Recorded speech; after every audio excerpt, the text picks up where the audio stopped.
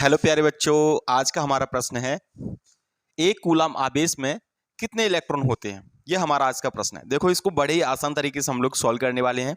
तो देखो, यहाँ पे क्या पूछ रहा है कि एक कूलम आवेश है, उसमें कितने इलेक्ट्रॉन है, यानी कि वो आपको पूछ रहा है इलेक्ट्रॉनों की संख्या, इलेक्ट्रॉन की संख्या पूछ रहा है। अब इसको करने के लिए आपको क्या करना पड़ेगा, आपको क्वांटीकरण, आवेश का क्वांटीकरण आपको याद होना चाहिए। तो आवेश का क्वांटीकरण क्या होता है आप जानते होगे, क्यू बराबर क्या होता है, प्लस माइनस एन ही होता है कि नहीं। बस आपको ये फॉर्मूला याद रखना है, ठीक है। तो चलो सॉल्व करते हैं इसको। तो सबसे पहले तो ये है कि इसमें दिया क्या है, तो इसमें आपको आवेश का मान दिया है। किसका मान दिया है, इसमें आवेश का मान दिया है कि नहीं, यानी कि क्यू का मान दिया है। क्यू का मान कितना दिया है, एक कूलम दिया है। तो Q का मान दिया है एक कूलम, ठीक है। और आपको इलेक्ट्रॉनों की संख्या पूछ रहा है, यानी आपको यहां पे N की वैल्यू पूछ रहा है, N की वैल्यू पूछ रहा है। तो आपको आवेश का क्वांटीकरण लगाना है। आवेश का क्वांटीकरण क्या होता है, आवेश का क्वांटीकरण होता है Q बराबर Ne होता है। Q बराबर क्या होता है, Ne होता है। और आपको N की वैल्यू निकालनी है, N की वैल्यू निकालनी है। तो N बराबर क्या हो जाएगा, Q, और ये E चला जाएगा बटे में, Q अपॉन में E, ठीक है। तो N बराबर Q अपॉन में E लिख लेंगे। अब आप वैल्यू रखो, वैल्यू क्या रखेंगे, देखो यहाँ पे Q की वैल्यू कितनी है, Q की वैल्यू है 1, ठीक है। और एक इलेक्ट्रॉन का मान कितना होता है, एक इलेक्ट्रॉन का मान होता है 1.6 10 की घात माइनस का 19 कूलम, यही होता है कि नहीं। अब हम लोग निकालेंगे यहाँ पे वैल्यू, यहाँ तक तो क्लियर हो गया। अब वैल्यू कैसे निकालेंगे, देखो सबसे पहले ये पॉइंट हटाओ, ये पॉइंट हटाए तो यहाँ पे कितना आ गया, 10 आ गया। और 10 के गुणा में कुछ नहीं है तो क्या होगा, एक तो रहता ही है। यहां तक बात क्लियर हो गई। तो यानी कि हम इसको दोबारा से लिख सकते हैं, एक बटे में क्या लिख सकते हैं, यहां पे एक, और गुणा में कितना है 10, और यहां पे कितना हो गया, एक गुणा 10, और ये 10 की घात 19 को आप ऊपर पहुंचा दीजिए तो कितना हो जाएगा, यहां पे 10 की घात, ठीक है, प्लस का 19 हो गया, ठीक है। तो हमने घात को कहां पहुंचा दिया, ऊपर पहुंचा दिया। तो नीचे कितना बचा, नीचे बचा है 16। तो अब आपको क्या करना है जी, इस एक में इस 16 का भाग देना है, ठीक है। एक में 16 का भाग देते हैं, ये एक है, और इसमें भाग दे रहा हम किसका, 16 का। तो 16 में 16 से एक में भाग तो जाएगा नहीं, तो क्या करना पड़ेगा, 0 पॉइंट लगाना पड़ेगा।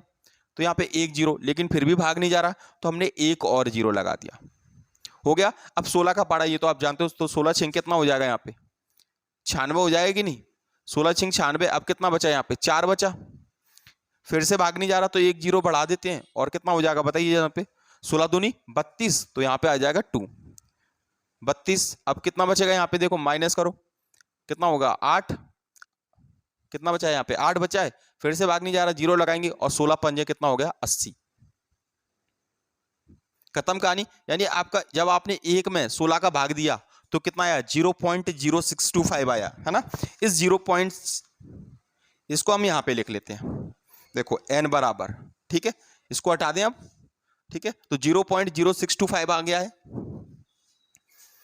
0.0625, ये हमने एक में 16 का भाग दिया तो आया। और क्या बचा है, गुणा में कितना बचा है, गुणा बचा है 10, ठीक है। और गुणा कितना बचा है, 10 की घात 19। अब देखो, अब स्टैंडर्ड फॉर्म क्या बोलती है, स्टैंडर्ड फॉर्म ये बोलती है जो भी ये 2 जीरो हैं ये तो किसी मतलब के है नहीं, क्योंकि ये पहले लगे। तो आपको अपने पॉइंट को शिफ्ट करना है, ये जो पॉइंट है इसको यहां पहुंचाना है। अब ये पॉइंट यहां पे कैसे पहुंचेगा, तो आप क्या करोगे, ये जो है 0.0625, ठीक है। इसमें क्या कर लोगे, यहाँ पे 10, एक 10 और यहां से ले लो, तो 10 है ये, ठीक है। एक 10 और लिया तो कितना बचा यहाँ पे, गुणा में कितना हो गया, ये 10 और एक और 10 ले लिया, यानी कि ये हो गया 10, और यहाँ पे हो गया 10 की घात कितना हो गया, 10 की घात यहाँ पे कितना बचा है, 18। अब देखो गुणा, जब आप इसका एक गुणा, एक वाले 10 का गुणा करोगे तो पॉइंट कहां पे आ जाएगा, यहां पे आ जाएगा। और जब दूसरे 10 का गुणा करोगे तो पॉइंट कहां पे आ जाएगा, यहां पे आ जाएगा। तो इसका मतलब क्या हो जाएगा, यहाँ पे क्या आ जाएगा। ये बात समझ में आ गई आपको, अगर नहीं समझ में आई है तो रफ में देखिए, 0.0625 बटे यहाँ पे क्या है, गुणा क्या करेंगे, 10 करेंगे, 10 का गुणा करोगे तो आपको पता है क्या आएगा, 0.625, और ये क्या आएगा, 0 आएगा कि नहीं। कितने के बाद पॉइंट है, 1 2 3 4, 4 के बाद, तो 1 2 3 4, तो पॉइंट यहाँ पे आ जाएगा। और एक और 10 का गुणा कर देंगे तो आपको समझ में आ गया पॉइंट कहाँ पे आ गया, यहाँ पे आ जाएगा कि नहीं।